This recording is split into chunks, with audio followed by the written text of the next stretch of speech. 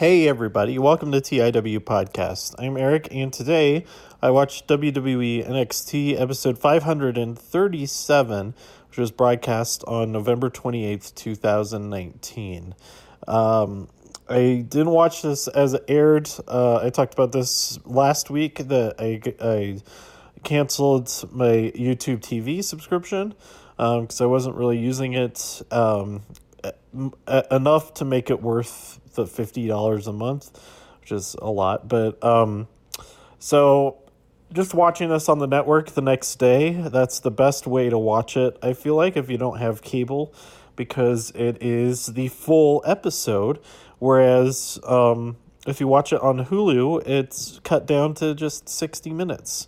So you're missing out on a full half hour of stuff, which everything in this episode is really good.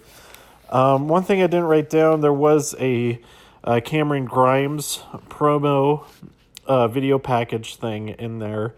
I wish he had a match in this episode, because he's really been growing on me. And now that I think of it, I don't think I've seen him have a match live in person. The last 3 weeks that I was there in Orlando, I don't think he had a match any of those 3 weeks. Or maybe he did. He might have had one. But, then also, I don't know what else I was going to say. But anyway, I was not there in Orlando for the show this week. I kind of wish that I had been. As things worked out, I came back home for some stuff, mainly to get, so it's going to have a convention here on Friday and Saturday. I'm recording this on Friday night, and Friday wasn't very good for that. So I totally could have just stayed in Orlando where it wasn't snowing. I think I talked about getting home and all of that already, but I just would have had to do some laundry somewhere, and it would have been totally fine. But anyway, I did have a ticket for this show, but because I couldn't make it out there, it went unused. But I don't feel too bad about that for general admission tickets, because it's like water in a bucket. The amount of water fills the space that it needs. It doesn't completely fill the space, but you know what I mean. It's not an exact number of seats. It's like bleachers that people can kind of spread out on a little bit if there's a little bit less people, all of that. But anyway, I wish I had gone to this because it was a really good show. We open up with the NXT roster coming out to celebrate their win over Raw and SmackDown. But Undisputed Era comes out and says, hey, none of you, this wouldn't have happened without us, which is half true, because Undisputed Era got 2 of the 4 victories over Raw and SmackDown at Survivor Series. But the other 2 victories were thanks to women's champion Shayna Baszler defeating Sasha Banks. Not Sasha Banks. She did not defeat Sasha Banks. She defeated Bayley and Becky in the triple threat main event. And then the other number 4, or really the first number 1 victory from NXT, came from Lio Rush defeating Akira Tozawa and Kalisto. So Undisputed Era, they could have they could have not won their matches, and I guess it could be argued that the NXT wouldn't have won at that point, but anyway, they weren't the only ones responsible. But Finn comes out, and he Ciampa was starting to challenge Adam Cole for Goldie, but Finn Balor comes out and challenges Ciampa, says, I'm standing in your way for that, so let's fight, see who's gonna challenge Adam Cole next. Not in those words, but yeah. a bit of an awkward pause there when Keith Lee jumps in and says, well, let's stop wasting time here. And Undisputed Era, get in here. We have a tag team championship match.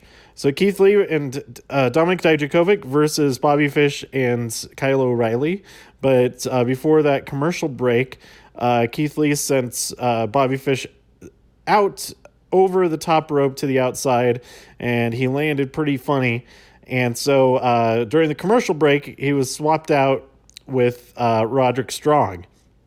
So I guess that was kind of nice of them to let them continue the match instead of just forfeiting it or whatever. I haven't read anything about if this is a storyline or if Fish actually did. I thought that he landed on his elbow real bad, because that looked like a hard impact there. But they were saying on commentary that was his knee that was the problem. So I don't know. Hopefully he's fine. Or if he did get hurt, that he recovers quickly. So, Roderick Strong and Kyle O'Reilly hold things down. But it was pretty close when Adam Cole came. Okay, before this, we had a big suplex of, I think it was Dijakovic hit a suplex on Keith Lee onto both of the other guys. And then we also had Dijakovic chokeslam and powerbomb both of those guys at the same time. That was really cool. But Adam Cole comes out and Keith Lee just hucks him right into the audience. It was amazing, and it's making me laugh just thinking about it, which is a really good thing, because just a little bit ago I was cleaning up some boxes and thinking about some stuff, and going through like old photos and things like that, and so I wasn't feeling too great. But now thinking about Adam Cole getting sent soaring into the crowd, that makes me feel a bit better. But Dijakovic is like stunned by this happening. He's like, wow. So Strong and O'Reilly hit that high-low and secure a victory to retain the championships. Backstage, you see Candice LeRae. She's pissed. She's ready to punish Dakota because she's having to deal, because Candice is her big sister, Tegan Knox's big sister, and she's gonna have to deal with that. But I still feel like Dakota Kai is in the right here. Her friends are not very friendly towards her, and they're all just on the wrong side of things, in my opinion. But anyway, then we had Shane Thorne versus Mansoor. This one was pretty good. I didn't watch it with my full attention, but there's some good moments throughout, and a great victory for Mansoor. Then we had Candice LeRae versus Dakota Kai. Candice kicked out of the chiropractor. I thought that would put her away, but you know what?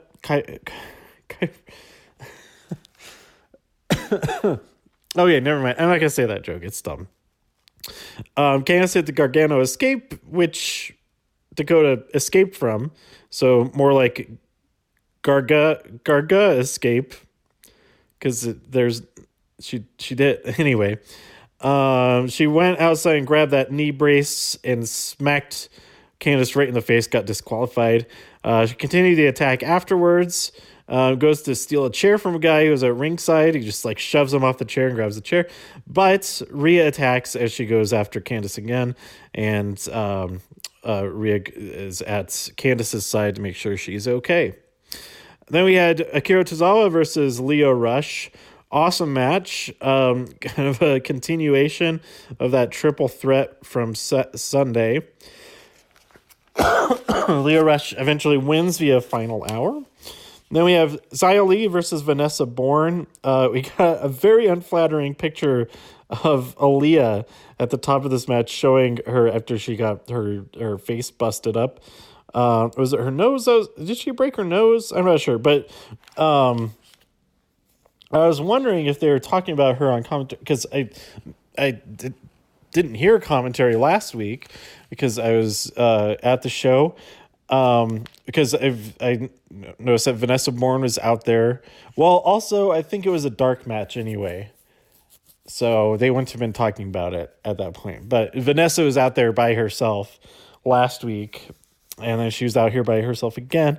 But they showed that that picture of her of Aaliyah's injury, and it looked pretty brutal.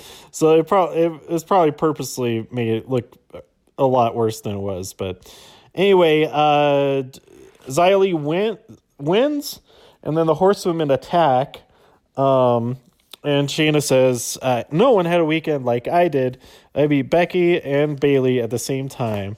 And I'm thinking, and the commentary says, well, if anybody had a weekend that was better, it was Rhea Ripley. Rhea Ripley comes out and says, hey, congratulations, but I beat you. And I'm going to beat you again. And this time it'll be for the championship. She offers to do it right there, right then. But Shayna just, runs away, basically.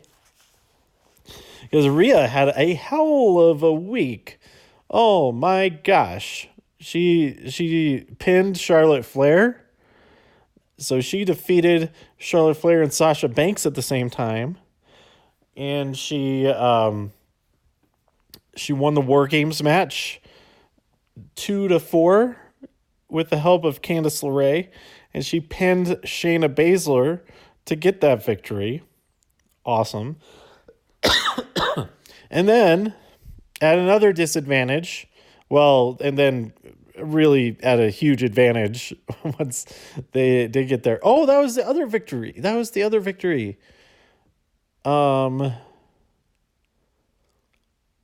They had 5 victories, didn't they? Okay, Roderick Strong won. Okay, no, never mind. My argument from earlier, even more so, skewed away from Undisputed Era. Undisputed Era only contributed 1 win to their victory. Roderick Strong contributed 1 win to their 4 points. That's even worse. They could have lost. Roderick Strong could have lost, and they still would have tied, or still been ahead. Because then Raw might have won that. AJ Styles might have won that match. And then in that case, it would have been 3-2-2. And NXT still would have won. So their argument is completely bogus. But I still like those guys. But anyway, I think Rhea Ripley, aside from not being a champion yet, I think she had a much, much more impressive week than Shayna Baszler did. All Shayna did was win 1 match. She lost War Games. She didn't even have a match earlier in the week. She didn't have a match on NXT. She didn't have a match on SmackDown. Rhea Ripley did. So there. Anyway, then we had the main event, Ciampa versus Balor. Cole comes out during the match, and as some stuff goes down with the referee, as the referee is distracted, Adam Cole kicks Tommaso Ciampa right in the face, which allows Balor to hit the 1916 and get the pin. Cole is very pleased. He goes in there to celebrate with Balor. Balor does his finger guns. Pew pew. At Ciampa, who's in a heap on the ground. And then as Cole goes to pat him on the back, Balor Pele kicks him right in the face. Is that the Pele kick or is that overhead kick? Whatever it is. that same kick he hit Johnny Gargano with all those weeks ago. So it is very clear now Finn Balor is not with Undisputed Era. It seemed like Adam Cole thought maybe, this is happening. Finn Balor said, nope, I'm my own guy. I tweeted a GIF of a great moment from Emperor's New Groove where Emperor Cusco, how do you pronounce his name? I forget. It's been a while since I've actually watched the movie. I think it's Kuzco, Kuzco is his name. But where he goes, boom, baby. not pronounced like that. But I tweeted that and asked and posed the question, is Adam Cole actually Emperor Kuzco? Because both of his catchphrases are contained in that epic moment from Emperor's New Groove. I was thinking about Emperor's New Groove because I decided to draw Kuzco as llama for a sticker for my own water bottle. So that's on my water bottle now. Yeah, I did a lot of drawing of just random doodles stickers, which is kind of fun. But anyway, I'll talk about soon. I'll talk about some of the artists that I met. I'll talk about that in next week's comic book episode. Probably, if I remember, I don't know. But the couple of artists that are around me that I've been talking to have been really nice. And then Felipe, who I was next to at Colorado Springs Comic Con, he was here at this show too, in the next row over. So I did talk to him a little bit. We talked about some upcoming conventions and stuff, and he had some great recommendations for shows that my work might be a good fit for. So that was really nice seeing him again, and all of that. I think it's in one of these boxes here. So I need to just look over one of his books again real quick, so I can talk to him more in depth about it. Because I meant to email him right after I read it, but I never got around to that. That I really, really liked it. So anyway, yeah, I guess I'm looking forward to. Tomorrow is the second and last day of this convention. Hopefully it goes a lot better. Hopefully the weather is better so that people are more likely to come out and check it out and all of that. But we'll see how it all goes. So that wraps it up for this episode of NXT. I really liked it. I wish I was there in person, but I think next week is probably going to be pretty awesome. I haven't seen anything actually announced for next week. But I'm planning on being there the next 2 weeks, but not the final episode of the year, because that one's only 2 days before I move to my new apartment, so I probably should not be flying all over the place right before that. So yeah, I'm really looking forward to those. I'll have episodes about them out as soon as I'm able to. Yeah, let me know what you thought about this episode by tweeting me at TIW Podcast. Go to TIWpodcast.com for more reviews. If you enjoyed this episode or anything else on the site, please share some links with your friends. Subscribe on iTunes, Spotify, Stitcher, YouTube, wherever you like to listen. Stay safe out there in all the infinite multiverses, and I'll see you next time here on TIW Podcast. Bye!